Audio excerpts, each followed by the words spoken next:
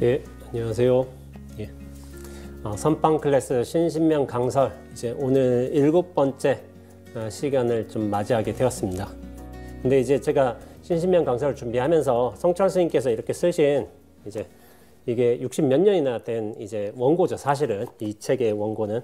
그래서 보면은 야, 그 당시에는 이런 용어들로 이렇게 설명하셨겠지만은 지금의 거의 70년이나 가까이 지나서 보기에는 물론 우리가 이해하는 데 무리는 없지만은 좀 더 구체적인 설명, 와닿게끔 그런 것이 필요하지 않는가 하는 관점에서 제가 좀 구체적으로 좀 시간을 오래 들여가면서 이렇게 설명을 드리는 듯 합니다.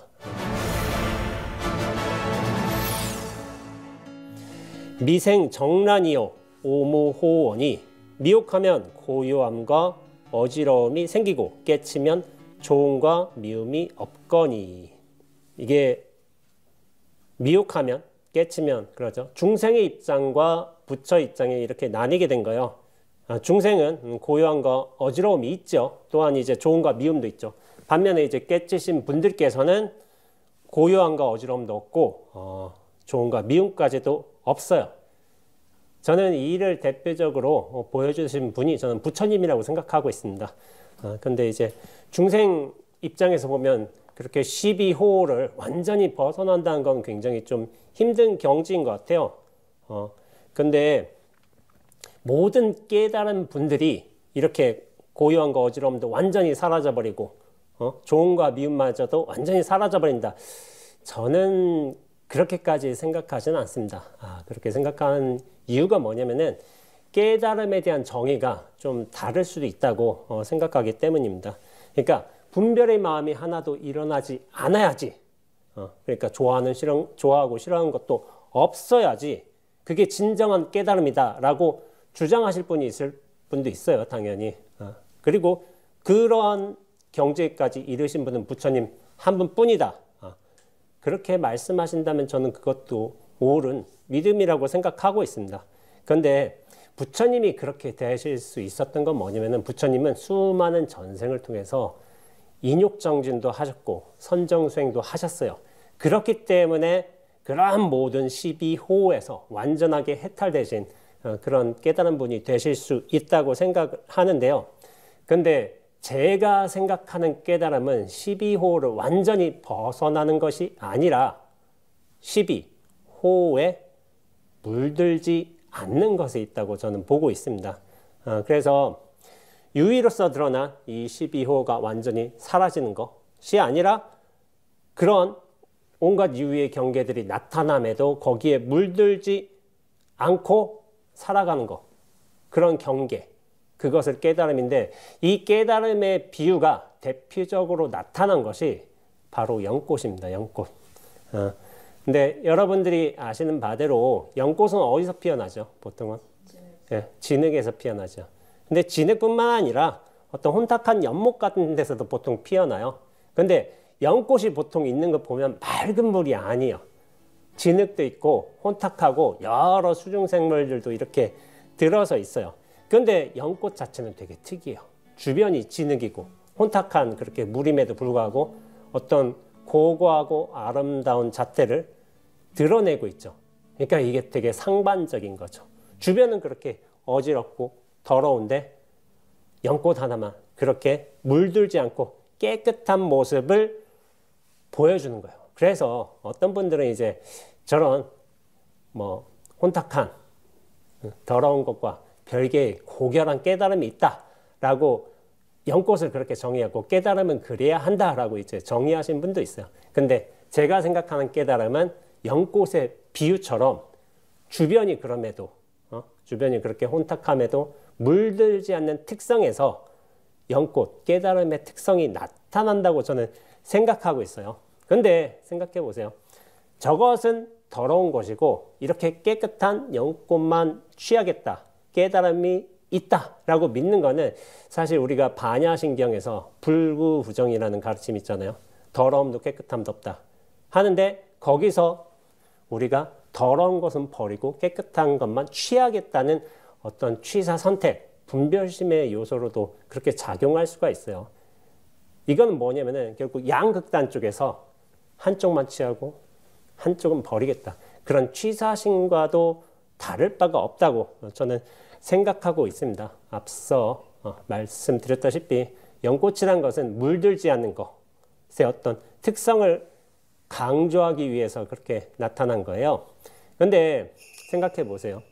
우리가 약간 혼탁한 연못 가운데도 연꽃이 잘 피어나잖아요. 그리고 진흙도 있잖아요. 진흙 속에서 연꽃이 피어나는데 좀 더 넓은 관점에서 이렇게 보자면은 연꽃이 그렇게 아름답고 고결해질 수 있는 것은 그런 혼탁한 물, 다양한 생물들, 진흙의 어떤 배경, 그런 것들이 있어서 연꽃이 도드라져 보이는 것이지, 만약 그런 배경들이 없다면은 연꽃이 그 자체로 아름답거나 깨끗하거나 순수한 걸로 그렇게 받아들여지지 않습니다. 그러니까 연못이나 진흙이 없는 연꽃은 우리가 상상할 수가 없어요. 연꽃의 의미는 오히려 혼탁한 연못 물과 그런 진흙이 있어야지만 연꽃의 의미가 살아나는 거예요. 그래서 어떻게 보면 이는 어떤 모든 생명들이 같이 어우러져 존재하면서도 그 중에서도 물들지 않으면서 스스로의 어떤 찬연한 모습을 빛내는 그런 연꽃의 관계성 측면에서 깨달음을 좀 찾아봐야 되지 않을까, 저는 그렇게 생각하고 있습니다. 연꽃의 비유가 이러한 것처럼 우리는 유의법의 세상에서 수많은 분별의 일들이 벌어지고 있어요. 거기에 또 수많은 12호의 일들도 나타나고 있습니다. 그럼에도 불구하고 연꽃처럼 우리가 같이 이 진흙 같은 어떤 혼탁한 세상에 살아가고 있지만 거기에 물들지 않으면서 지낼 수 있는 그 역량을 갖춘다면, 그러한 깨달음을 갖춘다면은 이 어우러짐이 절대로 문제가 될 수가 없어요. 그렇기 때문에 저는 이 12호를 완전히 벗어나야 된다, 그렇게 생각하지가 않습니다. 그거와 함께 어우러져 살아가면서 거기에 물들지 않고 스스로의 어떤 분명한 마음을 지닐 수가 있다면, 깨끗한 성품을 지닐 수가 있다면, 그것이 저는 이제 바른 의미의 깨달음이라고 저는 보고 있습니다. 자, 다음 구절 한번 보도록 하겠습니다. 일체 이변은 양유 짐작이로다. 모든 상대적인 두 견해는 잘못 짐작하기 때문이다. 근데 이 짐작이, 우리가 흔히 쓰는 짐작이란 말이 있죠. 짐작하다. 짐작하고 저기 한자는 똑같아요. 그 짐작은 뭐냐면은 어림잡의 헤아리다. 우리가 보통 그런 의미로 짐작을 쓰고 있는데, 근데 성철 스님께서는 이 짐작을 두고 뭐라고 하셨냐면은 이것은 좋고 저것은 나쁘다 라는 식으로 분별을 내는 것을 짐작이라고 하셨어요. 이렇게 생각해 봐야 돼요. 우리가 한자는 똑같지만은 이 글이 1000년 전 쓰여졌단 말이에요. 그러니까 그때는 다른 의미로 쓰여졌을 가능성도 당연히 크겠죠. 우리 한글만 하더라도 우리 100년 전에 한글을 잘 이해하지 못해요. 지금과 확연히 뜻이 달라요. 근데 한자 같은 경우도 지금 중국인들 같은 경우도 이 고 한자를 안 쓴단 말이에요. 그래서 학자들만 알 수 있는 거야. 그러니까 1000년 전 일이기 때문에 그렇게 이제 그 당시에는 분별, 이것은 좋고 저것은 나쁘다는 식으로 이제 그런 마음을 내는 것을 이제 짐작이라고 했는데, 그런 식으로 받아들여야 될 듯 합니다. 근데 이 분별에 관해서 이렇게 얘기가 나왔지만은 저는 분별에 관해서 두 가지를 좀 말하고 이것의 차이가 분명히 나타나야 한다고 생각하고 있어요. 분별심이란 말하고 분별지예요. 분별심, 분별지. 분별심이란 말 참 많이 들어보셨죠? 우리가 분별심이란 말은 굉장히 많이 쓰잖아요. 근데 분별지, 분별하는 지혜, 이것이 또 다르게 있단 말이에요. 근데 이 둘의 차이가 저는 명확하게 있다고 보고 있습니다. 어떤 차이일까요? 분별심과 분별치. 근데 보통 분별심은 우리가 부정적으로 쓰죠. 야, 분별심에 휘둘리지 마라. 야, 분별심 때문에 괴롭다. 이런 식으로 좀 부정적으로 쓴단 말이에요. 근데 분별심이 부정적으로 받아들여지는 데는, 그리고 우리가 분별심을 부정적으로 쓰는 데에는 이유가 있어요. 이유. 그 분별하는 중심에 내가 있기 때문이에요. 내가 있으면은 그 분별심에 휘둘리고 분별심 때문에 괴로워요.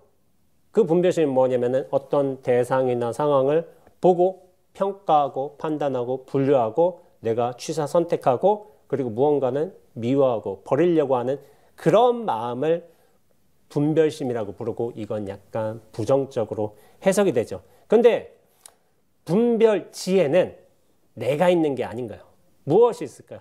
분별지에는 진여자성이 있습니다. 진여자성. 부처님은 무엇을 깨달으셨죠? 무아라는 진리를 깨달으셨죠. 근데 무아라는 진리는 뭐냐면은 그 근원의 실체에 고정된 내가 사라진 것을 뜻해요. 근데 그 내가 사라지면은 단지 나 혼자 사라질까요? 절대로 그렇지가 않습니다. 주객이라는 말도 있고 자타라는 말도 있잖아요. 내가 사라지면 객도 사라지고 내가 사라지면 타도 사라집니다. 이게 쌍으로 그렇게 사라지는 거예요. 시비도 시가 사라지면 비는 사라지지 않는다. 그런 일 없습니다. 호가 사라지면 오도 사라져요. 그러니까 모든 분별은 동시에 생겨났다가 또한 동시에 사라지는 겁니다. 근데 실체의 내가 사라지면 어떻게 될까요? 실체의 대상, 바깥, 세계, 사물, 경계 다 함께 사라집니다. 이것이 무아의 깨달음인 거예요. 단지 내가 실체 없음을 깨닫는 게 아니라 나뿐만 아니라 이 세상, 대상, 다른 사람 그 모두의 실체성도 한꺼번에 사라지는 것을 뜻해요. 그런데 이렇게 된다면은 분별이 사라져요. 분별이 사라지는 그런 청정한 본체가 진여자성입니다. 분별지는 사실 이 분별이 사라지는 데서 나오게 된 지혜를 뜻해요. 그런데 실체의 나를 이제 붙들고서 살아간다면은 그걸 알지 못하죠. 여전히 내가 좋아하고 싫어하고 그리고 끌어당기고 싶고 버리고 싶어 하는 그런 것들만 찾게 되니까 말이죠. 그런데 무아의 진리를 체득하게 된다면은 우리가 생각하는 거, 느끼고 보고 받아들이는 그 모두가 무분별의 어떤 기틀에서 진여자성의 작용으로서 이렇게 드러나게 되어 있습니다. 그래서 분별심과 분별지는 엄격한 차이가 있는 거예요. 근데 나라는 중심에 이렇게 잡혀 있다면은 분별심은 무엇이 되냐면 고통을 낳게 돼 있어요. 고통을 낳게 되지만은 무아의 진리를 우리가 깨닫고 이렇게 텅 빈 마음으로서 무분별로서 그 모든 대상과 상황을 접할 수만 있다면은 사실은 그것은 지혜의 작용으로서 나타나게 되고 진리가 있는 그대로 여실하게 드러나는 모습이 됩니다. 그래서 분별심과 분별지는 이렇게 분명한 차이가 있다. 근데 나에 묶여 있다면은 분별심이겠고 나로부터 벗어나 눈앞으로서 허공으로서 그 진여 자성의 작용으로서 드러난다면은 그것은 분별지가 되는 거예요. 그래서 제가 분별심과 분별지를 이렇게 말했지만은 사실은 되게 명백하게 쉽게 분류할 수도 있어요. 깨닫기 전에 분별심이고요. 깨달으면은 분별지입니다. 예, 제가 말이 많았지만은 결국 깨달으면은 분별의 지혜로서 작용하게 되는 거예요. 근데 이 분별심과 분별지가 어떻게 다르게 나타나게 되는지 제가 한번 어떤 공안에 한번 예시를 들어서 한번 설명해 보도록 하겠습니다. 문문관 삼칙에 구지수지라는 공안이 있어요. 구지수지. 그 뭐냐면은 구지가 손가락을 세우다라는 공안이 있어요. 이거 한번 들어보셨는가요? 구지 스님이세요. 근데 여기 손가락이지만은 이 손가락은 똑같지만 전혀 다른 두 개의 손가락이 나타나요. 하나는 깨달음의 손가락이고 분별지의 손가락이고 하나는 분별심의 손가락인 거예요. 그 차이를 제가 한번 설명드려 보겠습니다. 구지 스님은 당신에게 어떤 학인들이 공부하는 공부인들이 질문하러 올 때마다 항상 이제 손가락을 이렇게 펴서 들여서 펴 올려서 이렇게 보여주신 거예요. 그러니까 무엇이 부처입니까? 아니면 무엇이 조사가 서쪽에서 오신 뜻입니까? 여러 그 어떤 질문이 오든지 간에 딱 하고 보여준 거예요. 어떤 분들은 이걸 딱 보고서 왜 저러시지? 하신 분이 있을 거 아니야. 익히 소문 들어가지고 굳이 쓰면 손가락만 딱 하나 든다 해가지고 그걸 직접 확인하고 싶어서 찾아오신 분이 있을 수도 있고, 실제로 그걸 보고서 왜 저러시지? 하실 수도 있고, 또 어떤 분들은 탁 하고 경계가 확 펼쳐져서 깨달음의 인연이 오는 분들이 있을 수도 있다고 저는 생각을 해요. 근데 그 구지 스님이 언젠가 그 출타를 하셨어요. 근데 그 옆에 동자가 있었던 거야, 동자가. 근데 동자 혼자 절에 남아 있는데 공부인이 한번 찾아온 거야. 그러니까 아유, 요즘 큰 스님께서는 어떤 법을 펼치십니까? 하니까 동자가 이제 의기양양하게 얘기하는 거예요. 아, 내가 큰 스님을 오래 모셔봐서 알지요. 하고서 그 자리에서 손가락을 탁 하고 펼쳐준 거예요. 동자가 뭐 오랜 동안 큰 스님 옆에 있으면서 이걸 봤을 거 아니에요. 그래서 자기도 손가락을 탁 보인 거야. 그러면서 이제 공부인이 갔어. 그러면서 구지 스님이 돌아오시니까 동자가 굉장히 자랑스럽게 얘기한 거야. 스님, 아까 전에 스님한테 공부를 물어온 사람이 있었는데 제가 그 스님한테 제대로 보여줬습니다. 하니까 뭘 했는데? 하고 물어보니까 무엇이 부처입니까? 라고 물으니까 제가 이렇게 손가락을 탁 펼쳐주었습니다. 그러니까 뭐 이를테면은 그 스님이 굉장히 환심을 내면서 갔어요. 하고서 얘기를 한 거예요. 그러니까 구지 스님이 그 동자의 손가락을 잘라버렸어요. 잘라버렸다는 게 이제 뭐 칼로 잘라버렸다 이게 아니라 제가 볼 때는 약간 베지 않았을까 이렇게 탁 하고 벤 거예요. 그러니까 동자가 이 손가락이 탁 베었으니까 칼로 아야 하고서 막 갈 거 아니에요. 울면서 갈 거 아니에요. 그런 동자를 이제 구지 스님이 붙들어 세운 거예요. 그러면서 다시 동자에게 물었어요. 그래서 무엇이 부처라고?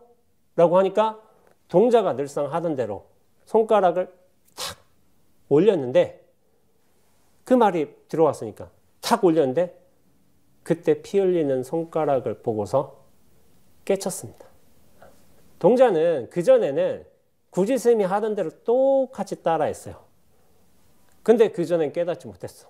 근데 구지 스님이 이렇게 탁 손가락을 베어서 아파서 울면서 가다가 그래서 부처가 무엇이라고 하고서 자기 손가락을 탁 드는 순간 깨달은 거야. 이게 무슨 차이가 있을까요? 똑같은 손가락이잖아요. 똑같이 들었잖아요.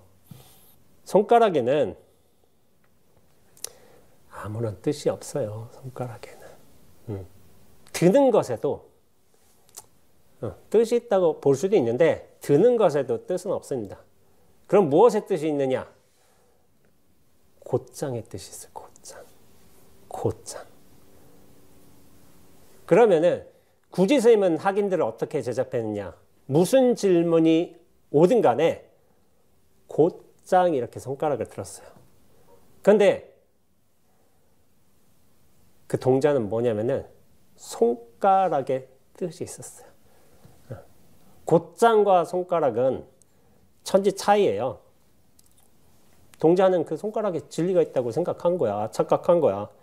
놀라운 게 뭐냐면은 자기가 그렇게 법을 잘못 알고 착각했음에도 불구하고 어떤 기연이 그 피 흘리는 손가락이라는 상황도 있었고 그렇게 황망한 막 다급한 가운데 구지 스님이 그래 부처가 무엇이라고 하고 오니까 확 보면서 그제서야 곧장 손가락을 볼 수 있었던 거예요.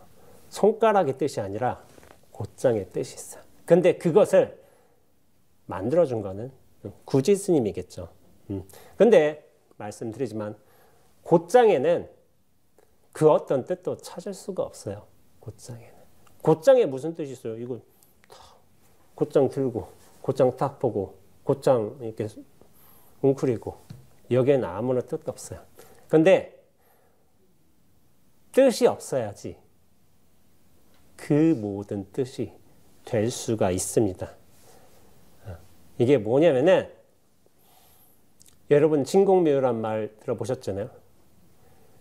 진공이어야지 비로소 묘유가 될 수 있는 거예요. 진공이 아니라면은 묘유가 될 수 없습니다. 묘유의 근간에는 항상 이 진공이 있어요. 그리고 진공을 다른 식으로 표현하자면은 곧장이에요, 곧장. 왜냐하면 진공에 뜻이 없기 때문에, 곧장에도 뜻이 없기 때문에. 무아라는 우리가 진리를 깨쳐야지 비로소 진공도 될 수 있는 것이고 묘유로서도 드러날 수가 있어요. 구지 스님께서는 나중에 당신 떠날 때가 되어서 나는 철룡 스님에게서 한 손가락 선을 얻어서 일생 동안 누리고도 다 누리지 못했다. 다 쓰지 못했다. 이런 말씀을 하세요.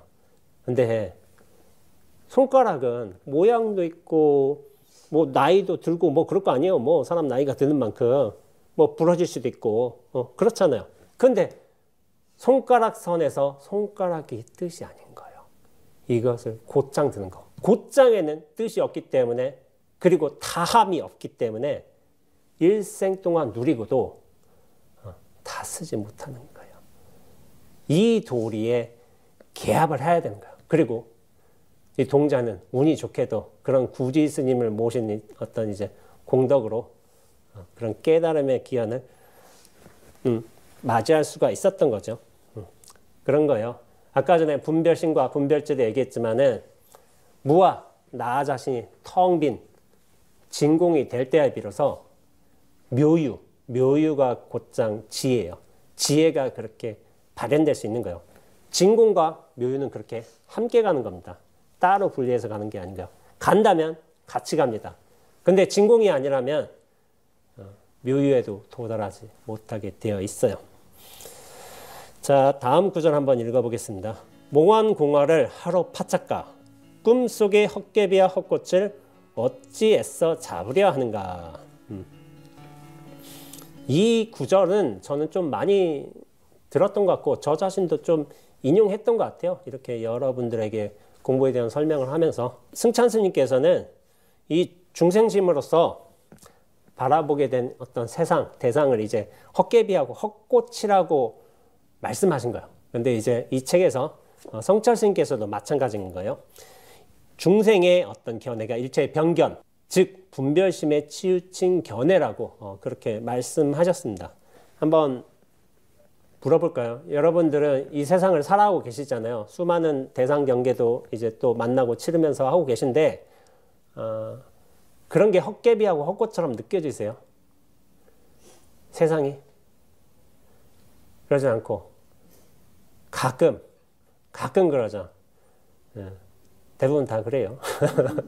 근데 제가 여기서 한번 제가 어떤 한 후배 스님과의 한번 대화를 한번 예시로 들어볼게요. 제가 후배 스님하고 어떤 대화를 하다가 그 후배 스님이 나중에 이런 말을 해요. 스님, 근데 금강경에 따르자면 그거 다 환이잖아요. 이런 식으로 얘기를 하는 거예요. 환. 금강경에 이런 이제 사구계가 있죠. 일체유의법, 여몽환포영, 여로역, 여전, 응작, 여시관. 이 뜻이 뭐냐면은 그 모든 만들어진 법은 마치 꿈과 같고 환영과 같고 물거품과 같고 그림자와 같고 아침 이슬과 같고 번갯불과 같으니 마땅히 이와 같이 볼 것이니라 라는 뜻이에요. 이 사국이 다 알고 계시죠. 워낙 공부를 많이 하셨으니까. 근데 금강경에서도 이걸 얘기해요. 일체유법 여몽환포영 같다고 해요. 환영과 같다고 하고 그림자와 같다고 하고 물거품 같다. 그런 식으로 얘기를 해요. 그러니까 이 후배 스님이 스님 말씀하신 거 다 환이잖아요. 이렇게 얘기를 한 거예요. 근데 이런 식의 태도는 안 좋아요. 경전을 잘 못 봐서 그래요. 금강경에서는 여몽환포영 영여정 응장여시간 이 세상에서 드러나게 된 그 경계나 대상 상황이 꿈과 같다, 환영과 같다고 비유한 것은 그것이 가짜라고 단정짓기 위해서가 아니라 그것이 실체가 없다는 것을 비유하기 위해서 말한 거예요. 그래서 여자가 들어간 거예요. 같을 여자. 비유하는 거예요. 비유. 그러니까 경전을 잘못 본 사람은 야 꿈이다 환영이다. 야 그거 가짜백이다. 무시해도 된다. 이렇게 착각하는 거예요. 근데 여자만큼 중요한 게 뭐냐면 마지막에 관자예요. 관자. 관자가 뭐죠? 볼관자를 쓰잖아요. 볼관자. 근데 불교에서는 그냥 이 관자가 볼관자로 뜻하지는 않아요. 존재의 어떤 근원을 확실하게 꿰뚫어 본다. 그런 의미로서 좀 관을 쓰는 면이 있어요. 그래서 뭐냐면은 일체유의법, 드러난 현상, 대상 그 모두가 환영처럼 그렇게 실체 없는 것으로 꿰뚫어 보라는 의미에서 관을 쓴 거지 단순히 보라는 의미가 아니었던 거예요. 근데 금강경을 잘못 해석하고 또 잘못 배우게 되면은 야, 이 세상이 야, 꿈이면 환영이야. 가짜백이야.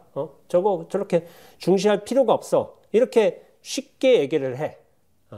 근데 뭐냐면 그렇게 쉽게 얘기는 하지만 그 사람한테 야, 너 자신도 꿈이야. 이거 하면 또 그건 못 받아들이지. 그럼 왜 그러냐면은 예전 시간에 제가 얘기했죠. 그 법당 안에서 이렇게 소변을 본 납자가 있어요. 그 모든 것은 이제 공하다 얘기를 하지만 정작으로 자신은 공으로 대하지 못해요. 이거 하나, 나 하나는 그렇게 꼭 남겨두고서 세상을, 대상을, 상황을 그 모든 것을 공함으로 싹 쓸어버리려는 태도인 거예요. 태도. 이런 태도는 별로 좋지가 않습니다. 그래서 이 볼관자라는 건 뭐냐면은 단지 본다는 것이 아니라 안목을 상징해요. 안목.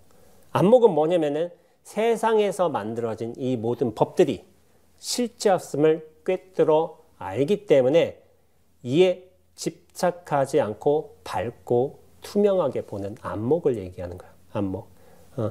근데 이런 안목을 갖추지 못하고서 그냥 겉에 어떤 뜻만 따라가다 보면은 그렇게 세상은 가짜니까 집착할 필요가 없어. 이렇게 손쉽게 해석해버리는 경향성도 있어요. 이 여자가 단지 비유를 쓰였다는 거하고 그리고 관자, 모든 존재의 근원을 꿰뚫어 본다. 여관을 굉장히 중요하게 해석할 필요가 있어요. 그리고 이렇게 안목을 갖추게 된다면은 그 모든 것을 존재의 어떤 실체 없음을 알기 때문에 우리가 툭 떨어져서 그 모든 흘러가는 상황들, 대상들, 경계들을 맑고 깨끗하게 볼 수가 있는 거겠죠. 그것이 바로 안목이에요. 안목. 자기의 안목을 갖추는 것이 굉장히 중요합니다. 그래서 이 금강경 사국에서 이야기하는 바이지만은 대상을 그렇게 환으로 규정하는 거하고 또 그 환을 바라보는 거, 환처럼 바라보는 안목은 좀 구분이 되어야 될 필요가 있어요. 근데 대부분은 금강경 해석을 잘 못하면 환으로 규정시키려고 해. 근데 그 이유가 무엇일까요? 규정 지으면은 고착화되잖아. 내가 고착화되었기 때문에. 내가 그렇게 실체로 있기 때문에 환이란 다른 실체로 또 그런 말로써 딱 규정하고 싶어 한 거예요. 그렇게 환으로 규정하는 데는 내가 들어가 있어요. 내가. 근데 나조차도 환으로서 드러나게 된다면은 그건 뭐냐면은 이 안목은 뭐냐면은 이 전체를 보는 거야. 전체. 어떤 대상과 상황을 환으로 규정시킨 게 아니라 나의 실제성이 무너지면서 나조차도 무너지면서 그렇게 전체로서 대상과 상황도 완연하게 그렇게 드러나는 것을 뜻합니다. 그것을 안목이라고 부를 수 있는 거예요. 그래서 대상을 환처럼 보는 안목은 앞서서 얘기한 사실 연꽃과도 연관이 있어요. 뭐냐면은 연꽃의 비유가 그런 거예요. 대상이나 세상이나 환영이나 그림자와 물거품과 이렇게 같이 있으되 거기에 물들지 않는 거예요. 안목이 있으면 물들지 않습니다. 그 안목이 있으면은 마치 연꽃이 그런 혼탁한 물과 다양한 생물들과 진흙과 함께 있으면서도 스스로 분명하게 살아가는 그런 자유를 상징하기도 해요. 이런 식으로 받아들인 게 좋습니다. 자, 다음 구절 한번 읽어보겠습니다. 득실 시비를 일시 반각하라. 얻고 이름과 옳고 그름을 일시에 놓아버려라.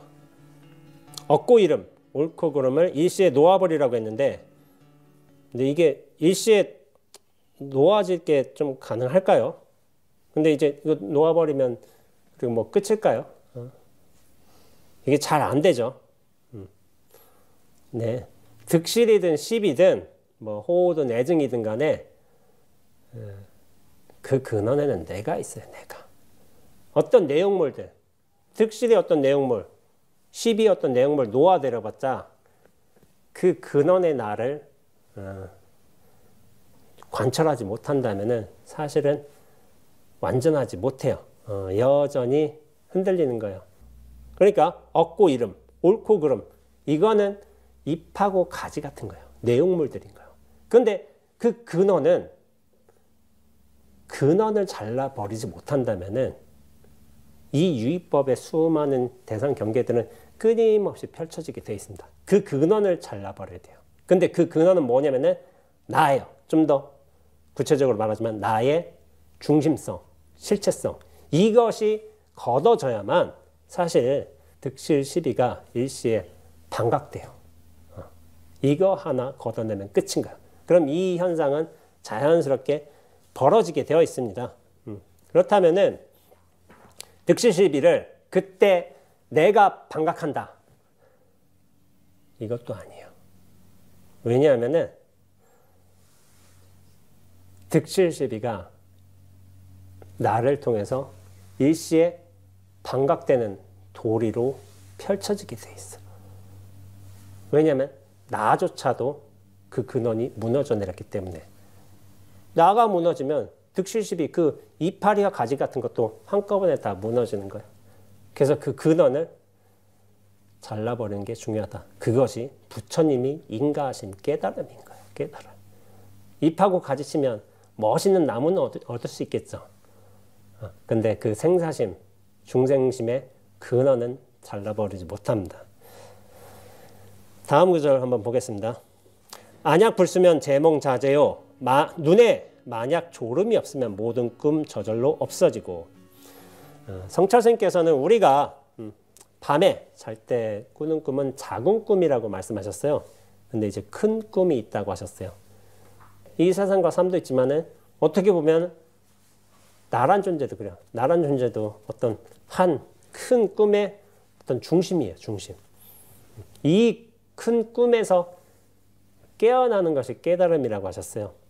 근데 눈에 졸음이 없다고 했잖아요. 눈에 졸음이 없으면 이건 무슨 뜻이냐면은 안목을 뜻해요. 안목. 우리가 중생은 무명업식에 가려져 있어서 제대로 보지, 맑게 깨끗하게 보지 못한다는 거예요. 근데 이제 우리가 안목을 이렇게 졸음이 없으면 안목을 제대로 갖추면은 이 세상을 꿈으로써 꿈처럼 볼 수 있게 되는 거예요. 앞선 비유에서 제가 말했지만 꿈으로 단정 짓는 게 아니라 꿈처럼 볼 수 있는 거예요. 꿈에서 살되 꿈에 물들지 않고 꿈으로써 존재할 수 있는 거예요. 꿈이라고 배격하는 것이 아니라. 그게 이 꿈 세계를 맑게 살아가는 도리예요. 도리. 꿈인 줄 알기에 꿈에 미혹되지 않고, 꿈인 줄 알기에 꿈에 집착하지 않고, 꿈인 줄 알기에 꿈을 부려가면서 사는 게 이게 우리가 진정한 꿈을 사는 소식인 거예요. 그렇게 보아야 합니다. 다음 구절 읽어보겠습니다. 심약 부리면 만법 일련이라. 마음이 다르지 않으면 만법이 한결같으니라. 마음이 다르지 않으면 만법이 한결같으니라. 마음이 다르다. 변한다. 좀 뭔가 이상하죠? 진리가 다르다. 변한다. 이상하죠? 원래 진리는 나뉠 수 없어요. 진리는 변할 수 없어요. 어떤 본 마음이라고 한다면 나뉠 수도 없고 변할 수도 없는 거겠죠. 그리고 나뉠 수도 없고 변하지도 않는 게 어떻게 보면 본래의 마음이기도 하겠죠. 근데 그 언젠가부터 우리가 나라는 이 중심과 실체로 들어 앉으면서부터 세상을 우리 어떤 차별심으로서 분별심으로서 바라보게 되어 있어요. 그래서 그렇기 때문에 만법이 한결같지 못한 거예요. 그런데 우리가 이 중생심으로서 탁 벗어날 수만 있다면, 나라는 실체성을 벗어날 수만 있다면은 만법이 한결같다. 한결같다는 건 뭐냐면 똑같다가 아니라, 똑같다의 뜻이 한결같다가 아니에요. 진실하게 드러난다는 뜻이에요. 진실하게 드러남이 한결같아지는 거예요. 그렇게 해석을 해야 합니다. 다음 구절 읽어보죠. 일체 체연하야 오리 망연하야 한결같음은 본체가 현묘하여 오련이 인연을 잊어서라는 구절인데요. 만법이 한결같음으로 진실함으로 이렇게 여실하게 드러날 수 있는 거는 뭐냐면은, 그 이유는 뭐냐면은 본체가 현묘하기 때문이라고 했어요. 이게 19절 같아요. 이게 참 해석하기가 되게 다양해. 일여 체연하여 오리 망연하여. 그러니까 분명한 무언가가 없어. 전 여기서 무슨 자를 이렇게 중심으로 봤냐면 현자를 중심으로 봤어요. 현자. 거물현이라고 새기는 경우도 있는데 저는 거물현이라고 새기지는 않습니다. 하늘청 따지 거물현 누루랑 이렇게 하는데, 이제 이게 제대로 보려고는 어두울 현자로 보는 게 좋아요. 어두울 현자. 검다는 색깔을 뜻하지만은 어둡다는 것은 어떤 약간 규정할 수 없는 어떤 상태를 뜻해요. 근데 시간적으로 비유하자면은 어두울 현자는 언제 쓰냐면 칠흑 같은 까마득한 어둠 때가 아니라 이제 빛이 사라지고, 뭐 해가 한 7시쯤 졌다고 쳐봐요. 그럼 7시 한 40분, 50분이나 하면 빛이 조금은 남아있죠. 여전히 미명은 남아있는데, 근데 그때가 오히려 더 어두워요. 칠흑 같은 밤보다는. 슬쩍 찾아온 어둠이, 그것이 완연할 때는 그때가 어두운데, 그때의 어떤 상태, 시간을 두고 어두울 현자라고 좀 비유하는 경우가 있습니다. 어둡다는 거예요. 근데 뭐냐면은 뭔가 근원을 딱 잡아채기도 힘들고 규정하기도 힘들고 뭔가 잡을 수 있는 것도 아니고 실체도 아니고, 그것을 상징하는 이 한자가 어두울 현자예요. 본체가 현묘하다는 거예요. 현묘하다는 거. 어둡다는 거. 그러면서 묘자가 쓰였죠. 묘하다는 거예요. 무언가 잡히지도 않아. 실체도 없어. 어슴푸르해. 그런데 묘하게 또 뭔가는 있어. 그러니까 감지는 하지만은 뭔가 대상으로 규정할 수 없는 뭔가가 확연히 있단 말이야. 그것을 동서양의 어떤 수행자들은, 깨달은 사람들은 또 감지하지 않았을까요? 저는 종교학을 전공을 했어요. 근데 왜 스님이 됐느냐? 진리를 구현할 수 있는, 깨달음을 얻을 수 있는 가장 좋은 종교, 최상승의 종교가 저는 불교라고 생각하고 있습니다. 그렇다면 다른 종교에서 깨달음을 얻은 사람이 없을까요? 저는 그렇게 생각하지는 않아요. 타 종교에서도 깨달음을 얻은 분이 있다고 저는 생각하고 있어요. 그들도 어떻게 보면 투철한 기도를 하고 수행도 하고 그러면서 진리 하나를 위해 살겠다, 그런 결심을 한 분들이 계시다는 거죠. 그래서 진정한 깨달음은 알매 문제가 아니에요. 내가 안다 이게 아닌 거예요. 되매 문제인 거예요. 되매. 무아는 내가 얻게 된 어떤 알매, 지식, 의식, 형태가 아니라 내가 그렇게 철저하게 비워져서 되는 것을 뜻해요. 공성을 깨닫는다는 건 뭐냐면은 나조차도 공이 되는 거예요. 내가 공성을 안다. 그 수준이 아닙니다. 나조차도 철저히 비워가면서 공으로서 발현할 수 있을 적에 그것이 제대로 공성을 깨닫는 소식을 뜻하겠죠. 그래서 이렇게 진리와 개합하게 된다면은 진리는 우리에게 아주 특별한 선물을 주게 됩니다. 선물을. 그 선물은 뭘까요? 깨달은 자란 호칭일까요? 명예일까? 저는 이런 식으로 표현해요. 이 세상을 선물로 줘요. 진리는. 자유는 뭐 내가 누릴 수 있는 자유 맞겠죠. 근데 좀 더 확장돼서 얘기하자면 이 세상이 자유로 옵니다. 내가 자유로운 게 아닌가요? 이 세상이 전체로 자유로 드러나게 되는 거예요. 무화가 된다면은 그 나라는 실체 하나 탁 걷어낼 수가 있다면은 이 전체가 선물로 자유로서 찾아오게 됩니다. 다음 구절 한번 읽어보겠습니다. 만법이 재간의 귀복 자연이니라. 만법이 다 현전함에 돌아감이 자연스럽다. 만법이 재관한다는 것은 이제 금강경 구절처럼 일체법이 부처님법 이제 진리로 드러난다는 뜻이에요. 만법이 재관한다. 좀 옛날 표현인 것 같아요. 저도 그렇게 이 해설을 보고 알았습니다. 그러니까 이것은 뭐냐면은 부처님법 진리로 드러나니까 자성청정심으로 돌아가는 거예요. 그 구절을 뜻하는 것이고요. 민기소이하여 불가 방비라. 그 까닭을 없이하여 견주어 비할 바가 없음이라. 그래서 여러분들이 이제 된장이 짠 줄 알면 깨달을 줄 안다. 깨달을 수 있다. 이런 말 들어본 적 있으시죠?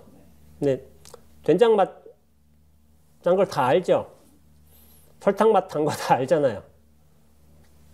이 모양이 모양인 것을 보는 거 다 알잖아요. 뭐가 뭐 특별한 능력이 있겠어요? 바람이 시원하고 방바닥 따뜻하고 다 알죠. 근데 제가 한번 이유를 들어볼까요? 허공은 왜 존재할까요? 눈앞은 왜 이렇게 있을까요? 거긴 이유가 없어요. 이유가 없는데 이유가 없다는 게 중요하지 않아요. 이유가 없기 때문에 그 모든 이유가 될 수 있어요. 이유에 근거가 있다면 오히려 모든 이유로 발현될 수 없습니다. 이걸 다른 식으로 설명해 주자면 그 이유가 근원이 비었기 때문에 그 모든 방식으로서 드러날 수가 있는 거예요. 그래서 그것이 이유가 없다는 거예요. 이 없다는 잘 알아야 되는 게 있다 없다 해서 한쪽으로 취할 수 있는 없다가 아닌 거예요. 비어있음의 없다로 받아들여야 됩니다. 그래서 그 비어있음의 없다로 받아들인다면 그 근원이 텅 비어있음을 뜻하기 때문에 그래서 그것은 허공과 눈앞과 같은 거예요.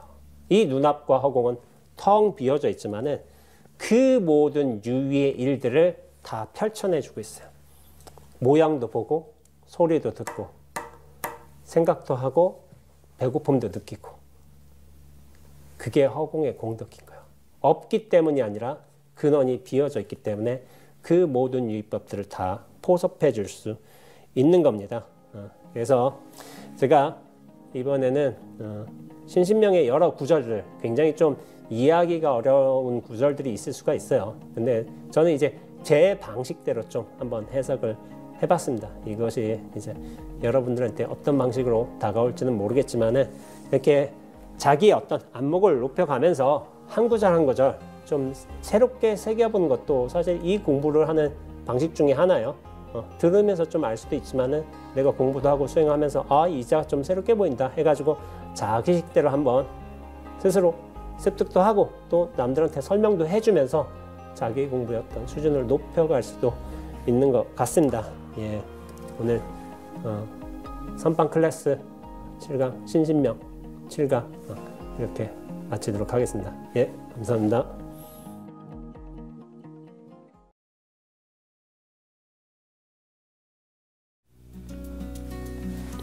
예, 안녕하세요. 원재입니다. 예, 선방 클래스 신신명 강사 8번째 시간이 이렇게 찾아왔습니다. 예, 오늘 제가 이렇게 서울에서 촬영을 하게 되고 여러분들한테서 법문하게 되지만은 네, 사실 수도함에서 눈이 왔어요. 눈이 좀 한 10cm 정도 왔나? 그래가지고 사실 이렇게 많이 올 줄 몰랐거든요. 몰랐는데 많이 와가지고 아침에 좀 주지스님께서 이제 눈 좀 쓸어 주시고 차량으로 눈 쓸어 주시고 내려오는데 급경사에서 살짝 미끄러졌어요. 살짝 미끄러져서 좀 아주 긴장하면서 스펙타클 느끼면서 그렇게 참 서울까지 잘 왔습니다. 신신명 강설 이렇게 8번째 시간 좀 의미 있게 시작하는 것 같습니다. 자, 그러면은 다음 구절 한번 읽어보면서 8강 시작하도록 하겠습니다. 지동무동이요 동지무진이 그치면서 움직이니 움직임이 없고 움직이면서 그치니 그침이 없나니. 뭔가 좀 헷갈리는 것 같기도 하고 좀 그렇죠.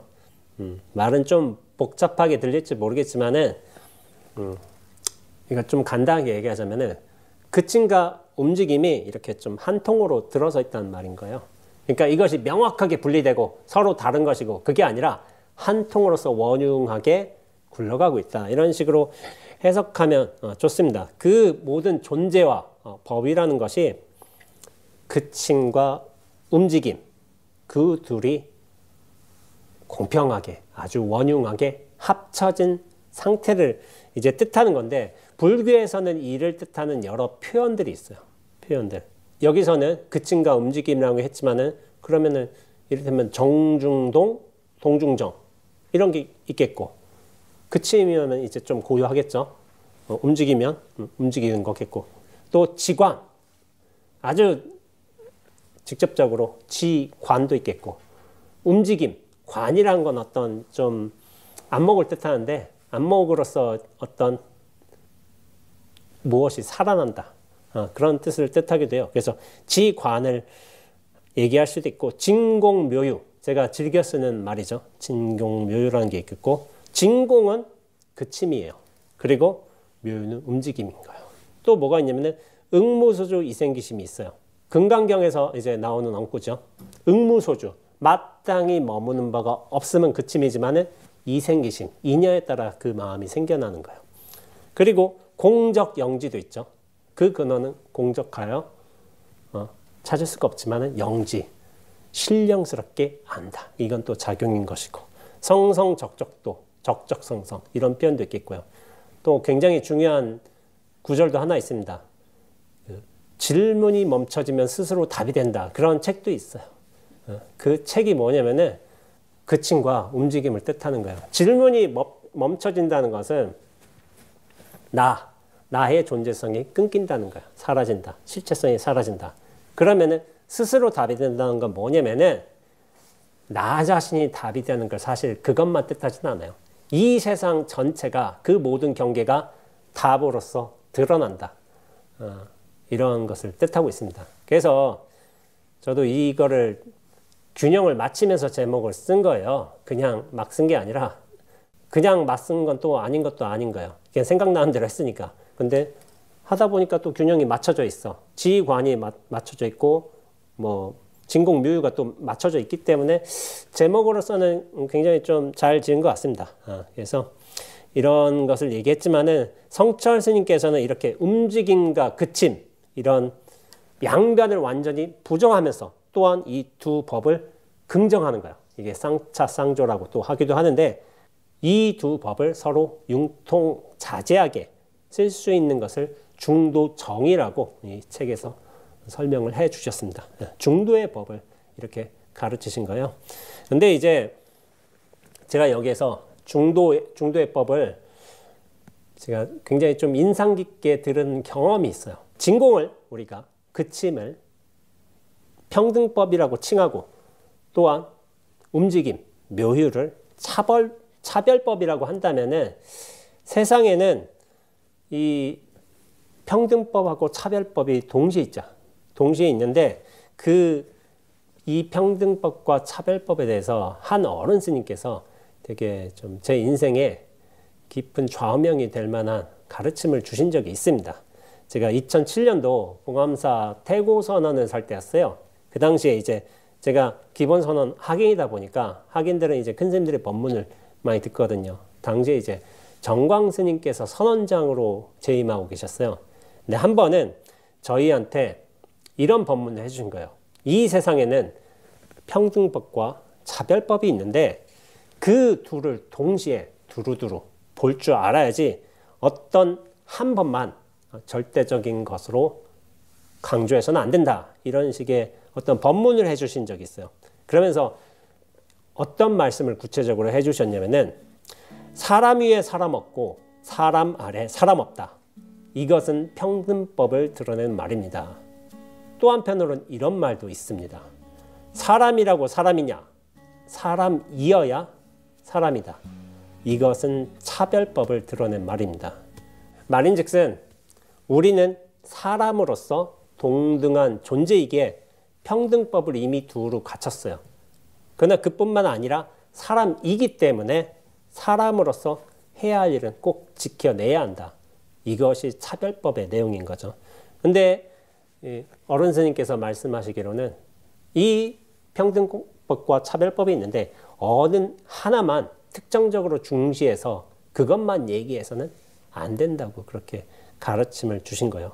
원칙만을, 평등과 차별의 다른 이름은 어떻게 보면 원칙하고 의무인데 원칙만 강요해서도 안 되고 그렇다고 의무만 전부라고 여겨서도 안 된다고 그렇게 말씀을 해주셨습니다. 사람이란 그렇게 평등하면서도 차별이 있고 의무를 따르고 있음에도 원칙적으로는 동등한 존재예요. 그렇기 때문에 이 양변 사이에서 균형을 잃지 않고 적재적소에 따라서 균형 있게 판단하고 또 바르게 행동하는 것이 중요한 거라고 이렇게 가르침을 주셨습니다. 저 같은 경우에는 제가 그 당시에 20대여서 그런지 몰라도 그런 가르침이 굉장히 크게 다가왔어요. 그러면서 지금까지도 이렇게 명확하게 기억하고 있는 거 보면은 제 인생의 어떤 삶의 방향성에 있어서 굉장히 중요한 가르침이 아니었나 그렇게 생각하고 있습니다. 그래서 우리가 바른 안목이라고 한다면은 그침만 보는 것도 아니고 움직임만 보는 것도 아닌 거예요. 평등 안에서도 차별을 보고 차별을 보는 가운데서도 평등을 지켜내는 것. 그것이 바른 안목인 것 같습니다. 자, 다음 구절 한번 또 읽어보겠습니다. 양기불성이라 일하유이야. 둘이 이미 이루어지지 못하거니 하나인들 어찌 있을 건가. 그러니까 법이라는 게 이렇게 분류하자면은 이제 그침과 움직임이 있고 어떻게 보면 진공도 묘유도 있고 그리고 평등법과 또 차별법이 있어요. 그러니까 법의 특성이 이렇게 두 가지로 나뉠 수 있다는 것을 뜻하는 거지 이것 자체가 명확하게 분리될 수 있는 건 아닌 거예요. 그런데 왜 우리가 그렇게 평등법을 강조를 하고 어떤 의미에서 또 공성을 그렇게 강조를 하냐면은 우리는 이 실체에 너무 빠져 있어요. 그러나 우리가 중생심에 이 실체감에 너무 빠져 있기 때문에 이것으로부터 벗어나게끔 하기 위해서 그렇게 공성을 강요하는 측면이 있는 거예요. 근데 본래는 우리 중생은 이 평등과 차별이 동시에 고루 원흉하게 갖춰진 존재임이 맞습니다. 또 그것을 지향해야 하는 거고요. 그래서 이 둘을 명확한 다른 것으로 양변으로 취급해서는 안 되고 이 두 가지가 원흉하게 합쳐진 존재로서 우리를 인식하고 또 받아들이고 또 적재적소 균형에 맞게끔 그렇게 행동해야 되겠죠. 그래서 그렇게 하자면은 사실은 이 원흉함이 중요한 거예요. 이 원흉함은 사실 하나로 칭할 수 있는 게 아닌 거예요. 하나도 아니에요. 사실은 인연에 따라 원만하게 흐르고 있는 어떤 모습을 뜻하는 것이지 숫자로서 그렇게 해석을 하면 안 됩니다. 자, 다음 구절 한번 또 읽어보겠습니다. 구경 궁극하여 부존 괴칙이요. 구경하고 궁극하여서 일정한 법칙이 있지 않음이요.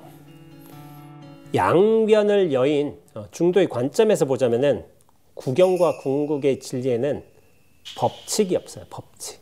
근데 이게 참 앞에서도 제가 설명을 했지만은 법칙이 왜 없어야 되냐면은 법칙이 없어야지 비로소 그 모든 법칙을 만들어낼 수 있기 때문에 특정한 법칙이 정해져 있으면 안 되는 거예요. 오히려 법칙이 없어야지 그 모든 법칙이 될 수 있는 거죠. 정해진 법칙이라 한다면은 정해진 거는 사실 없죠. 모든 것은 변하니까. 무상은 우리가 대하는 진리 중에 하나예요. 근거가 있다면은 결과도 달라지게 돼 있어요. 근데 근거가 없기 때문에 오히려 다양한 결과물들을 낼 수 있는 거죠. 이것이 중도로 보는 관점이고요. 금강경에서 여러분들이 이 구절을 한번 보셨을 겁니다. 무유정법 명안욕더러 삼맥삼볼이라는 구절이 있죠. 이거 많이 들어보셨죠? 다시 한번 제가 한번 해석해 볼게요. 안욕더러 삼맥삼볼이 즉 이제 그것은 더 이상 위 없는 최상의 깨달음을 뜻하죠. 무상정등 정각이죠. 음차한 것이지만 그것을 한자어로 바꾸자면은 더 이상 위 없는 최상의 깨달음인 안욕따라 삼맥삼볼이라 이름 지을 만한 그 어떤 정해진 법도 없다는 뜻이에요. 더 이상 위 없는 최상의 깨달음. 근데 그것을 이름 지을 수도 없다. 이것은 무엇을 뜻하냐면은 이름을 짓고 또 정해진 바가 있다면은 최상의 깨달음이 되지 못한다는 거예요. 오히려 최상의 깨달음은 이름을 지을 수가 없고 정해진 바도 없음을 이야기하고 있어요. 우리 중생들은 어떻게든 이름을 부여하려고 해. 그리고 법칙을 만들려고 해. 법칙을 만들어서 나름 이제 세상의 대상의 그 경계들을 가지런하게 분류하는 게 뭐 나름의 순기능이라고 볼 수도 있겠죠. 근데 뭐냐면은 그 법칙을 만들고 또 이름을 부여하고 하는 거는 뭐냐면은 저는 이런 식으로 보고 있습니다. 그 대상의 문제라기보다는 나의 존재감을 확고하게 만들기 위한 하나의 방편이라고 보고 있어요.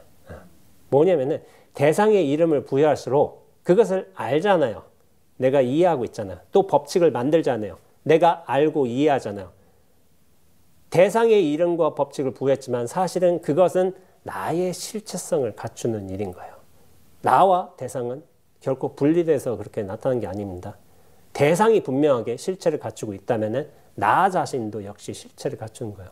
대상의 실체성이 강화된다면 나 자신의 실체도 더욱더 공고해지는 일인 거예요. 그러니까 단순히 법칙의 문제가 아니고 이름의 문제가 아니다. 나의 실체성을 강화하는 일이다. 나의 존재를 고착화하려는 욕망의 문제이다. 저는 이런 식으로 좀 해석하는 경향성이 있습니다. 근데 그런 예시로서 제가 한번 칼수자에 대한 한번 얘기를 해볼게요. 2008년 동화사 제가 금당선어에서 동안거를 날 때였어요. 근데 이제 다각실에서 제가 이제 다른 어른 스님하고 차를 마시고 있었습니다. 근데 그 어른 스님께서 이런 말씀을 하신 거예요. 2008년이니까 한 30년 전만 해도 한 80년대 80년 그 즈음만 해도 그때는 워낙 이제 괴팍한 수자들이 많았다는 거예요. 지금에야 뭐 정진 잘하고 착하고 얌전하고 그런 수자들이 많은데 그때는 도무지 뭐 괴팍해서 지멋대로 공부하는 스님들이 너무 많았다는 거예요. 그러면서 그 예시로서 한 수자 스님을 언급하는데 그 수자 스님이 칼수자인 거야. 칼수자. 근데 왜 칼수자냐? 그 수자 스님은 이 품에다가 칼을 이제 숨기고 다녔다는 거야. 칼을 차고 다녔다. 그래서 칼수자라는 거예요. 근데 이 칼수자 스님이 어느 날 지대방에서 다른 스님들하고 앉아 있었어요. 앉아 있었는데 뭐는 분위기가 무르익고 하니까 이 칼수자가 품에서 칼을 탁 꺼내가지고 대중들한테 탁 보여주면서 내 주변에다 탁 하고 영역을 만들어. 이렇게 탁 하고 영역을 만들면서 영역을 만들고 나중에 이 칼을 탁 보이면서 대중들한테 말한 거예요. 이 안으로 들어오기라도 한다면 알지? 하고서 딱 보여준 거예요. 그러니까 이거는 뭐 기행 차원을 넘어서죠. 위협이 될 수가 있는 거죠. 칼이라는 무기도 있는 거고. 그러니까 대중들이 막 당황했어. 뭐 이렇게 뭐 어떻게 할 수도 없었어. 근데 그 얘기가 큰 스님한테 들어간 거예요. 그러니까 큰 스님이 찾아오셨어요. 찾아오셔서 이렇게 딱 칼수자 보면서 말씀하신 거예요. 야, 그래. 네가 칼수자야? 그 안에 들어가면 사람 찌르겠다고? 이렇게 물은 거예요. 그러니까 칼수자가 뭐 별 대답 없이 그냥 대꾸 없이 앉아 있었어. 그러니까 큰 스님이 어떻게 하셨을까요? 큰 스님이 그 자리에서 모든 옷을 다 벗고 알몸으로 그 칼수자가 만든 그 영역 안으로 들어가셨어요. 들어가신 다음에 칼수자 얼굴을 똑바로 쳐다보면서 이렇게 말씀하신 거야. 그래, 어디 찔러봐. 칼수자가 어땠을까요? 당황해가지고 자기가 일어났어요. 일어나서 걸망에 짐 챙겨가지고 선원에서 원래 정진하러 들어오셨는데 나가셨다고요. 그 칼수자 얘기를 이 어른 스님께서 해주신 거예요. 근데 칼수자는 왜 이 칼을 들고 다녔을까요? 칼을 왜? 이건 뭐 팬이지만 자기가 뭐 위협적인 사람인 걸 뭐 드러내고 싶어서 했을까? 아니면은 뭐 사람한테 겁주고 뭐 자기 존재감을 좀 알려주고 싶어서 그랬을까? 칼수자는 그냥 마음이 약했던 사람인가? 마음이 약했던 사람. 마음이 약하니까 자기 존재감이 엷으니까 이렇게 칼이라도 들고 다니면서 자신이 남이 자신을 함부로 대하지 못하게끔 그렇게 스스로 방어하려고 했던 거예요. 근데 특이할 만한 좀 점이 있어요. 칼수자가 이렇게 칼로 자기 주변을 딱 칼로 그어서 영역을 만들었다는 거예요. 영역을. 근데 영역은 뭐냐면은 상대방을 겁주기 위해서 만든 영역이 아닌 거예요. 나를 지키기 위해서 만든 영역인 거예요. 나를 지키기 위해서. 여기 들어오기만 해봐. 남에게 상처받지 않으려고. 남에게 무시받지 않으려고. 자기 스스로 그렇게 영역을 만들어 버렸어요. 큰 스님 같은 경우에 이 칼수자가 마음이 약한 사람이란 걸 괜히 칼만 들고 다니는 거를 알고 계셨어요. 그러니까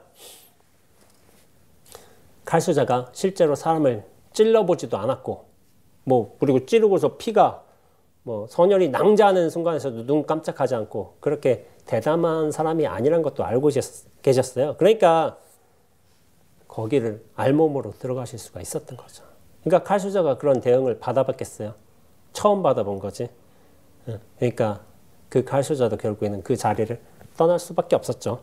근데 칼이라는 걸 생각해 보자면은 여러분들 뭐 액션 영화 같은데 보자면은 진짜 강한 사람들은 정의로운 사람, 주인공은 칼을 들고 다니지 않아요. 오히려 악당들이 칼을 들고 와서 찌르려고 하는 거야. 그러면은 정의로운 사람은 보통 어떻게 나타나느냐? 보통 맨손으로 나타나요. 맨손으로 나타나는데 이렇게 싸워가다가도 갑자기 딱 펜대를 들고 펜대가 무기가 되는 거야. 이거를 무기하고 이것도 집어 던지고 이렇게 돼요. 주변의 지형지물을 잘 이용하면서 공격을 해요. 칼을 들고 다니지 않습니다. 그러니까 존재감 하나로 아무런 생각도 하지 못하게끔 만드는 게 어떻게 보면 진정 강한 사람인 거죠. 내공이 큰 사람. 그렇게 되는 거죠. 근데 칼수자가 이렇게 칼로 이렇게 주변을 그어서 자기 구역을 만들었잖아요. 근데 사실은 이 구역이 자기를 지킨다기보다는 사실은 자신을 가둬놔 버렸습니다. 남이 들어오지 못하게끔 내가 이 구역을 만들었다고 하지만은 실제로는 이 칼 하나라는 볼품은 이 도구를 통해서 자신을 이렇게 가둬버린 거야. 그러니까 이 얘기를 들으면은 칼수자가 참 안타까운 사람, 또 처량한 사람처럼 느껴집니다. 그러면서 어떤 생각을 하게 되냐면은, 야, 저 좁다란 구역 하나 지키려고 칼을 들고 다닌단 말인가?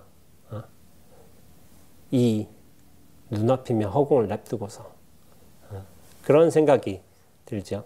근데 이 칼수자 이야기지만은 우리 중생도 이 칼수자하고 별다를 바가 없다고도 볼 수 있어요. 왜 그러냐면은 칼수자는 이 칼이란 도구를 통해서 그리고 칼로 만든 영역을 통해서 거기에 갇혀 살게 되었지만은 우리 중생은 생각과 몸에 갇혀 살기 때문이에요. 이 몸과 생각이 우리의 전부이냐? 여기에 갇혀서 살기 때문에 근본적으로 보자면 칼수자와 다를 바가 없습니다. 본래 우리가 눈앞이라는 이 커다란 집을 놔두고서 우리가 언젠가부터 몇 살인지 모르겠지만 제가 저번에 어린아이가 자기에 대한 정체성을 가지고 자기에 대한 인식을 가지고 존재하는 것을 비유로 얘기를 들었지만 몇 살 때부터인가 이 몸을 나라고 여기고 이 나를 실체로 여기면서 좁은 집에 갇혀 살게 된 게 우리 중생의 일반적인 모습인 거예요.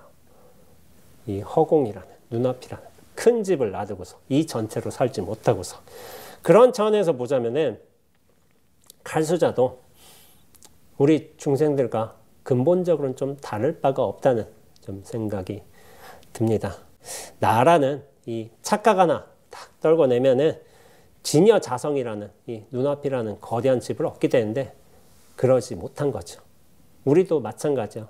이 몸과 생각이라는 집착 하나 탁 떨궈낼 수가 있다면은 눈앞으로서 허공으로서 이 전체로서 크게 살 수가 있는 겁니다.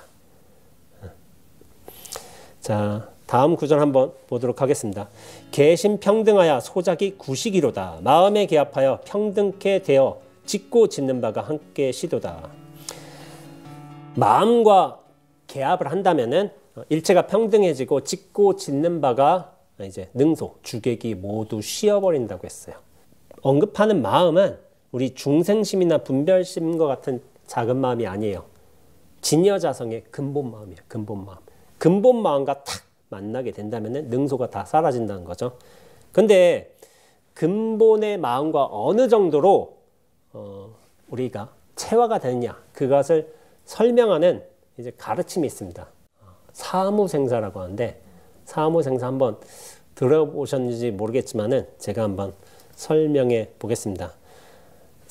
네 가지 무생사인가? 무생사. 근데 무생사는 뭐냐면은 생사 없음을 뜻해요. 생사 없음을 대하는 어떤 체화하는 네 가지 단계이자 수준이 있는 거예요. 그것을 차례대로 말하자면은 지무생사, 채무생사, 계무생사, 용무생사가 있습니다. 지무생사는 뭐냐면은 무생사, 생사 없는 도리를 아는 거야, 아는 거. 그러면은 이거는 경전을 공부하고 우리가 법문도 오래 듣고 하다 보면은 어떤 그런 지혜의 말씀을 통해서 의식적인 수준에서 이거를 이해하는 거예요. 이것이 지무생사입니다. 근데 다음에 채무생사는 이런 경전 공부도 많이 했어, 법문도 들었어, 수행도 했어, 그런 과정이 있다 보니까 어떤 생사 없는 도리를, 공도리를 한번 쓱 경험하는 거예요. 체득하는 과정이라고도 볼 수 있죠. 근데 이게 아직 우리가 중생의 업식이 남아있기 때문에 그런 수행이 또 잘 익지 않았기 때문에 이 공성이란 게 이 진여자성이 큰 힘을 발휘하지 못하고 어떤 순간 인연이 닿으면 다 떠나게 돼 있습니다. 다시 중생으로 딱 끄달리게 돼 있어요. 근데 이제 저는 이것을 두고 나란 존재로 쪼그라든다 그런 식으로 많이 표현을 했던 것 같아요. 펼쳐졌다 쪼그라들었다, 확정됐다 다시 쪼그라들었다, 이 과정을 무수하게 반복하는 것 같습니다. 이럴 때는 이제 수행을 더 면밀하게 이어가야 되겠죠. 그러다가 세 번째 계무생사에 이르러서는 생사 없는 무생사의 도리와 완전히 개합하게 돼요. 개합은 뭐냐면은 빈틈없이 완전히 한 몸이 된다는 거야. 한 몸이 된 거. 이것이 어떻게 보면 궁극의 깨달음이라고 볼 수가 있죠. 근데 시부도에서는 이 계무생사가 어느 단계에 들어가냐면은 8번째예요. 8번째 인우구망인 거야. 인우구망. 이는 구도자죠. 우는 깨달음을 상징해요. 사람과 깨달음 모두 잊혀졌다는 거예요. 그건 뭐냐면은 완전히 한 몸이 된다면, 더 이상 빈틈없이 일치가 됐다면은, 완벽한 체득을 이루었다면은 사실은 이게 더 이상 구분이 되지 않는 거예요. 한 몸, 한 통이 된 소식인 거예요. 그러니까 이것은 깨달음을 뜻해요. 완벽한 깨달음. 이 완벽한 깨달음인데 계무생사가 마지막에 한 단계가 더 남아 있어요. 용무생사예요. 용무생사. 무생사, 생사 없음을 쓴다는 거야. 쓴다. 생사 없음을 부린다, 쓴다. 이것이 잘 이해되지 않는 분들도 많이 있습니다. 생사가 없다는데 이 생사 없는 걸 어떻게 써요? 이렇게 질문하는 거예요. 그럼 없는 생사를 어떻게 쓸까요? 도대체 생사가 없다는데. 근데 이거 또 제가 표현을 좀 달리 하자면은 무생사를 쓰는 게 아니라 유생사를 쓰는 거예요. 유생사. 이전에 세 번째 단계에서는 계무상사라고 했잖아요. 생사 없음에 완전히 합쳐졌다고 했잖아요. 생과사가 완전히 근원이 허물어져 버렸어. 근원이 허물어졌다는 건 뭐냐면은 생사만 허물어진 게 아니라 유무도 허물어진 거예요. 생사가 있음이나 생사가 없음이나 근원적으로 똑같은 상태에 도달한 거예요.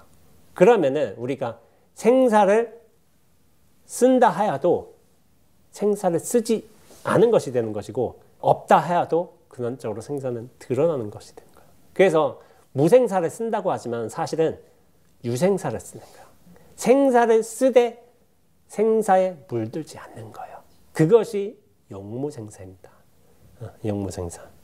그러니까 용무생사는 없는 생사를 부리는 것이 아니라 있는 생사를 부리는 거예요. 있는 생사를 인연에 따라서 자유자재로 부리되 근원적으로 실체가 없는 거예요. 그렇기 때문에 그 모든 생사를 부려도 흔적이 남지가 않는 겁니다. 우리가 진정으로 계무생사의 도리를 정말 체득했다면은 그것은 뭐냐면은 진공하고 묘유를 원만하게 운용할 수 있는 깨달음을 얻는 거예요. 그러니까 유의법에 우리가 아무리 익숙해진다 하여도 그 근간을 변하지 않으면서 그 모든 유의들을 자유자재로 다룰 수 있는 능력이 생길 적에 그 역량, 안목이 생길 적에 그것을 용무생사로 볼 수 있는 거예요. 유의법을 벗어나서 무의법을 아는 수준, 이것이 지무생사죠. 그러면서 또 공부와 수행을 이어가다가 무의법과 한두 번 툭툭 만나는 거, 이것이 채무생사이고 결국에는 유의법, 무의법 모두를 통달해서 그것이 완전히 일치가 되는 거, 계무생사, 대단한 깨달음인 거예요. 근데 우리 선현들께서는, 우리 선지식들께서는 이 계무생사가 대단하긴 하지만은 그 계무생사를 더욱더 철저히 해서 그 모든 유의법들을 자유자재로 다룰 수 있는 역량을 더 중요시 여긴 거예요. 그것이 바로 용무생사입니다. 용무생사. 그래서 우리 여러 선지식들께서는 용무생사야말로 진정한 깨달음이다, 이런 식으로 많은 가르침을 주셨습니다. 그래서 한번 그것을 잘 한번 생각해 보셨으면 좋겠습니다. 다음 한번 읽어보겠습니다. 호의가 정진하면 정신이 조직이라. 여우 같은 의심이 다하여 맑아지면 바른 믿음이 고루 발라지며. 근데 여러분들 이 구절 보면서 제가 한 사자성어가 떠올랐어요. 뭐냐면은 파사현정인가요? 파사현정. 파사현정. 파사현정 들어보셨죠? 파사현정. 삿됨을 부수고 발음을 드러낸다, 이런 뜻이에요. 파사현정이 아까 전에 말한 바대로 삿됨을 깨부수고 발음을 드러낸다는 뜻이죠. 이게 맞죠? 예, 일반적으로 맞아요. 근데 제가 보기엔 틀렸어요.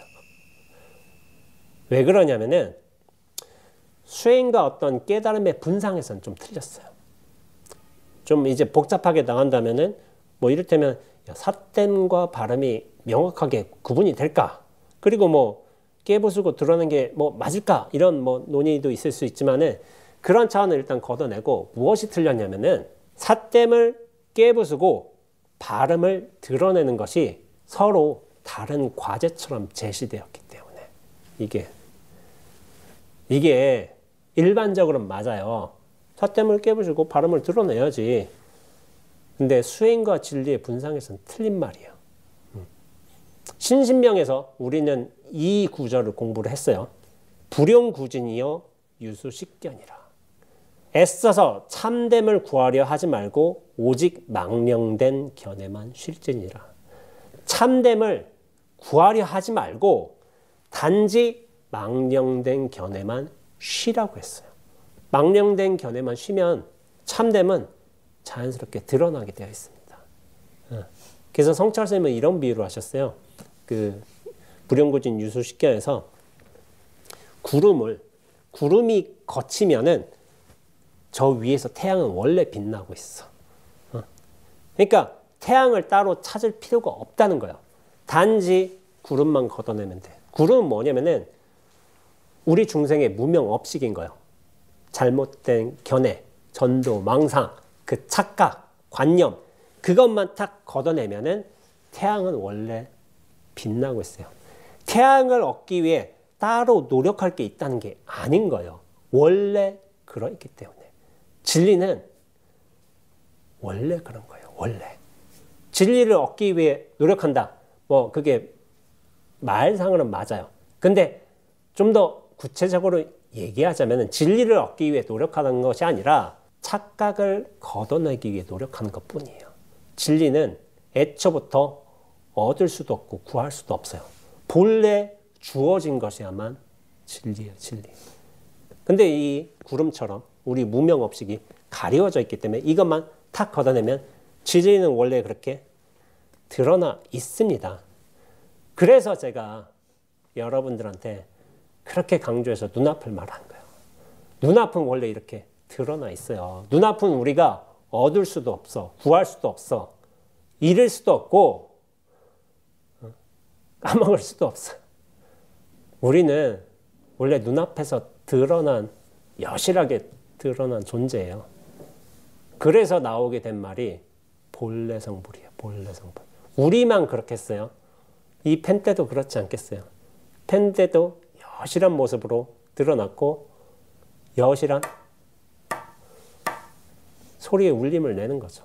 그래서 이 펜 때마저도 무정설법을 할 수 있는 거예요. 설법이란 게 소리로만 하는 거야. 모양으로도 하죠. 싹 소리로도 하고 온갖 법을 설하고 있는 겁니다.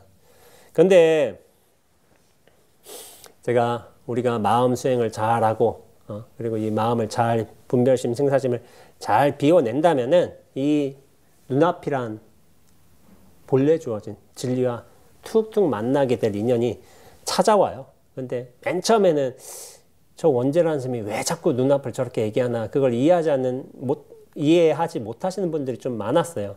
근데 법문도 또 듣다 보니까 또 정진도 하다 보니까 당신에게 툭툭 어떤 경험들이 찾아와요. 어떤 진리의 경험들이 툭툭 찾아오면서 왜 원재 스님이 저렇게 눈앞을 강조하게 되었는지 그렇게 알게 되었다. 스스로 체감하게 되었다. 이렇게 말씀하시는 분들이 좀 덜어 계시기도 합니다. 그리고 이 구절에서는 여우 같은 의심이라고 했어요. 근데 여우 같은 의심은 뭐냐면은 나란 존재 갇혀 있을 땐 여우 같은 의심이 나게 돼 있어요. 그런데 이 의심이 다하고 우리가 눈앞과 제대로 만날 수만 있다면은 바른 믿음이 선다고 했어요. 바른 믿음이 선다.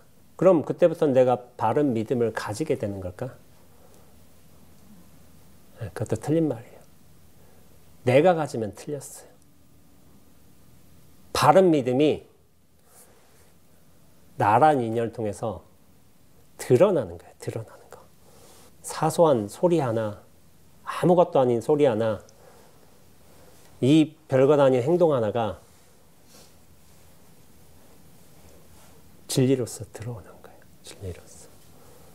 더 이상 흔들림 없는 바른 진리로서 툭툭 곧장 들어오는 거예요. 이 곧장이 중요합니다. 자, 다음 구절 한번 가보겠습니다. 일체 분류하여 무가 기억이로다. 일체가 머물지 않아 기억할 아무것도 없도다. 눈앞에서 그 모든 인연들이 각자의 상황에 맞게끔 여실하게 인연법으로 펼쳐지고 있어요. 그렇다면 진여자성이 각자의 인연에 맞게끔 각각의 모습으로 현연해 있는 거예요. 현연해 있는 거. 그러면은 그 현연해 있는 인연들이 또한 자기 인연대로 또 굴러가겠죠. 묘하게 펼쳐지겠죠. 거기에는 어떤 붙잡거나 기억할 만한 요소가 하나도 없다는 것입니다. 나의 문제가 아닌 거예요. 나를 떠난 진여의 문제인 거예요. 진여는 이렇게 원만하게 원흉하게 이미 이렇게 잘 펼쳐져서 흘러가고 있습니다. 다음 허명자조하여 불로신력이라. 허허로이 밝아서 스스로 비추나니 애써 마음 쓸 일 아니로다.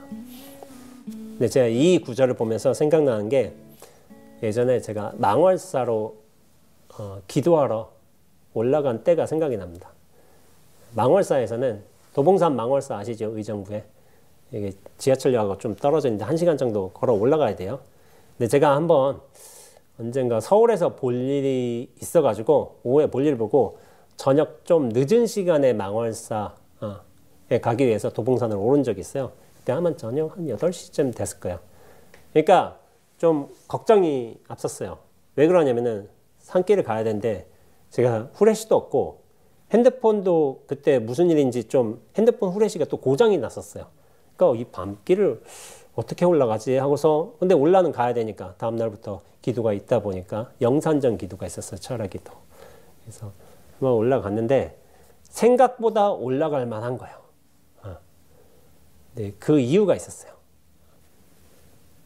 보름 근처여서 그랬는지 달빛이 밝았어요. 달빛이. 그러니까 망월사에 그 도봉산에 오르기 전에는 걱정이었지만 이 달빛이 생각보다 밝았구나 해가지고 한 걸음 한 걸음 내릴 때 조금만 조심하면 다 보이겠더라고요. 그러면서 저는 이런 생각을 했습니다. 수행이란 건 뭐냐면은 내가 가지고 있는 등불을 하나씩 조금씩 꺼내려가는 행위가 아닐까 그런 생각을 했습니다. 왜냐하면 내가 등불을 가지고 있잖아요. 후레쉬를 가지고 있잖아요. 분명 이 주변은 밝아요. 내가 비추는 곳만큼만. 근데 이 단점이 뭐냐면은 내가 비추는 곳만 밝아져요. 상대적으로 내가 비추지 않은 그 바깥의 영역은 어두워집니다. 물론 내가 비추는 영역을 밝게 본다면 좋겠지만은 그 나머지 영역이 생각 이외로 오히려 생각보다 훨씬 더 어둡게 된다는 좀 단점을 지니고 있어요. 근데 이 후레쉬라는 게 등불이라는 게 그래요. 사람과 세상을 보는 틀 어떻게 보면 해석하고 이해하는 관점을 뜻해요. 내가 이 관점을 가지고 있다면 내가 비추는 곳곳 족족히 이 영역은 환하게 드러나겠지. 근데 이 전체를 보지는 못한다는 거예요. 내가 이 후레쉬를 가지고 이 주변을 비춘다면은 근처는 우리가 물론 밝게 바라볼 수가 있겠죠. 근데 잘못하면 우리는 이것이 전부인 양, 이것이 우리가 바라볼 수 있는 생각할 수 있는 전부인 양 살 수도 있어요. 어떻게 보면 내가 가진 틀과 관점에 있어서 도구에 있어서 여기 안에 갇혀 살 수가 있는 거예요. 그럼 이건 뭐냐면은 앞에서 이야기한 칼수자와도 큰 차이점이 없어요. 칼수자는 스스로 영역을 만들어버렸잖아. 자신을 지킨다고 만들었지만 사실은 그 영역 안에 갇혀버렸어요. 내가 어떤 관점과 틀을 가지고 있다고 해도 그것이 우리를 가둬버릴 가능성도 있다는 거죠. 근데 참 비유적이에요. 제가 이 등불을 딱 꺼버릴 수만 있다면, 랜턴을 끌 수만 있다면은 우리는 달빛을 얻게 돼요. 달빛. 원래 있었던 빛인 거예요. 원래 있었던 빛. 그런데 이 달빛을 얻기 위해서 우리가 해야 할 일은 하나밖에 없는 거예요. 내 등불을 꺼버리는 거. 내 관점과 틀을 벗어나 버리는 거. 이거 하나밖에 없습니다. 구름하고 태양의 비유와 똑같죠. 구름 걷어버리면 태양빛이 빛나듯 내가 그 밤에 랜턴을 꺼버리면 달빛을 얻게 되어 있습니다. 그것은 뭐냐면은 나라는 기준, 중심, 실체를 걷어낼 수만 있다면은 이 진여자성의 무궁무진한 대용을 얻게 된다는 거예요. 이걸 얻기 위해서 따로 노력할 필요가 없다는 거예요. 다만 나라는 이 착각, 중심, 실체 하나 걷어내면 된다. 그것뿐이에요. 그래서 이런 경험들을 비유로 해서 말씀드릴 수가 있는 거죠. 랜턴을 쥐어주고 그렇게 나라는 작은 집에서 갇혀 살 것인가? 아니면은 나를 벗어나서 이 랜턴도 꺼버리고 이 눈앞이라는 큰 집에서 달빛을 벗삼아서 살아갈 수 있을 것인가? 두 가지 선택사항이 있어요. 그래서 여러분들께서 스스로 잘 선택하셔서 결정짓고 노력하셔야 될 것 같습니다. 자, 다음 구절 한번 가보겠습니다. 비사량처라 식정으로 난치기로다. 생각으로 헤아릴 곳 아님이라. 의식과 망정으론 측량키 어렵도다. 나라는 이 착각, 관념, 생각, 중심, 실체가 무너지게 된다면 곧장 눈앞과 만나게 되어 있어요. 이 만남이 바로 체화예요. 체화. 체화의 정도는 또 사람마다 다르죠.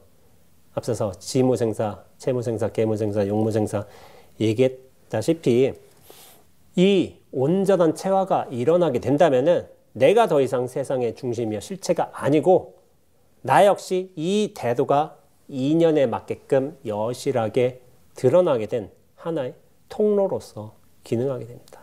그러니까 아상이 무너지고 또 내가 드러나고 스스로 통로가 되고 이런 과정들은 사실 이해로서 되지가 않습니다. 내가 스스로 그렇게 돼야지 하는 거예요.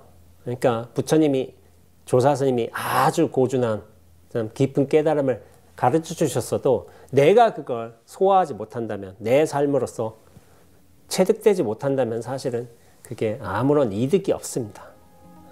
그래서 여러분들께서 물론 경전을 공부하고 법문도 들으시고 이런 과정들이 반드시 필요해요. 그러나 그 종국의 최종의 의미는 체득에 있다. 내가 스스로 통로가 됨으로써 또한 무아가 됨으로써 그 일상의 경계들이 낱낱이 진실함으로 구현될 수 있다. 그것에 초점을 맞추셔야 합니다. 그것이 진정한 체득인 거예요. 그것이 또한 용무생사입니다. 이런 관점을 확보해 하시면서 공부를 이어나가셨으면 좋겠습니다. 예, 선판 클래스 신신명 8강 이렇게 마치도록 하겠습니다. 수고하셨습니다.